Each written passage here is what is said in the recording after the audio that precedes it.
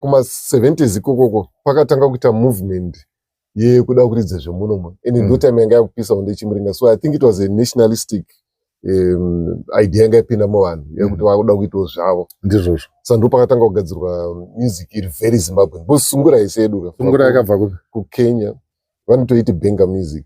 And the biggest producer weko Faris Oluchi Kanindo anga ine different record labels. And one of his most popular record label yainzi Sungura.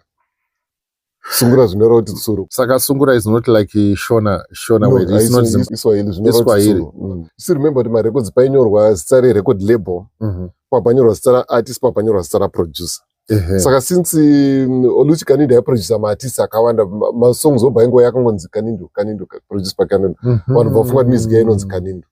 Kudzidza akupere chobata. But the good thing is Zimbabweans takazoizimbabweaniza zvinhu. Zviri ukateerera manje neSungura yemuZimbabwe otera Kanindo yacho yakaunti benga music haunazozwa kuti pane musiyano. So we owned it and Zimbabweanized it. But still pane mamwe artists akati no toda kugadzirawo yedu yemuno muZimbabwe. And pakamboita nharo Sereka yekunzi akatanga negitari reChimurenga reAdhiani. Ndambotaurawo naMudhara Mukanya wandakatanga kunorekodha naye tichiita Chimurenga angari Leonard Chiangwa, Picket Chiangwa. Jonas Sola akazojoin yaBlacks Blacks Unlimited. But tikadzokera futi kumashure pane group rainzi the Tutankhamen Band. Vakaridza song yainzi Torai Mapadza Muchirima. Torai Mapadza Muchirima. So according to my musicology teacher unonzi Miss Joyce Jenje Makwenda, anzi ndo the first mbira song ichiridzwa pamagitari. Mbira dzepagitari dzedze. Because ukadakuta semusic yaOliver Mtukudzi, Thomas Mapfumo, Stella Chiweshe, Choniso Marere, yese iri based pambira. Although vanozosiyanisa kuti Mtukudzi anoti yangu ikatekwe, Mapfumo bvati yangu iChimurenga, but yese it's mbira based. Saka that mbira based music as the first song yatangwa rekodwa iTorai Mapadza Muchirima ichirekodwa neTutankhamen Band. Ndizvozvo. So inini I believe kuti that idea yekugadzira that Zimbabwean sound pagitara, I think it was a collective evolution.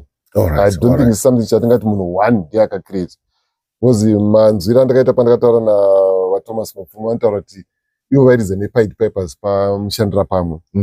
Then across the road pachiridza rimwe group rana Picket Chiangwa rachirova. Hanzi vachirova music ichivanhu iri serious.